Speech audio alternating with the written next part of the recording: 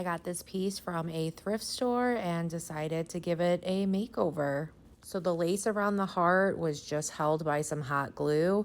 So I just applied some heat to it and then just started peeling it right off. It was really easy to peel off once you put some heat onto it. I cleaned the whole thing with some rubbing alcohol, let that dry, and I wanted my base coat to be dark. So I first am using some Waverly chalk paint in the color ink and just painting this entire thing, and then you want to allow that to dry.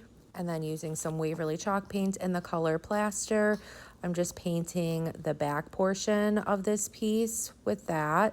I did end up having to do 2 coats. You want to dry the first coat before going on to the second coat and allow that to dry.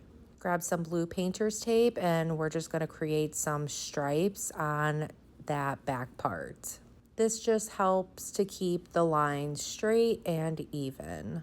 And then just painting in between the blue painter's tape with some Waverly chalk paint in the color crimson. Again, I needed 2 coats, so just dry each coat before going on to the next, and then allow that to dry and go ahead and peel off that blue painter's tape.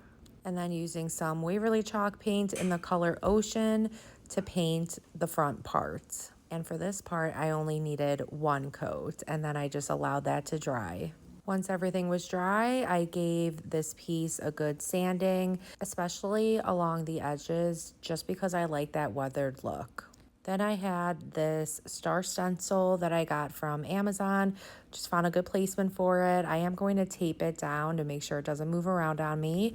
And then using a Dollar Tree cut up sponge and some of that plaster chalk paint, put a small amount of the paint on your sponge, and with light dabbing motions, go ahead and fill in those stars. And peel that off carefully and allow that to dry. Then I went around the edges with some antique wax, applied it using a Dollar Tree cut up sponge. This part is completely optional if you don't like that weathered look. And look at how cute this is coming out. I then just filled the box with some fake greenery, but you could fill it in with whatever you would like. I made a bow using some raffia and just glued that down. And then I had these rusty stars that I also got from Amazon and just glued that right on top of my raffia bow. And there you go, guys. I think this transformation came out so adorable. I hope it inspires you to create your own in your own special way. If it did, please be sure to sprinkle the love. Thank you so, so much, and I hope y'all have a good rest of your day. Thanks. Bye.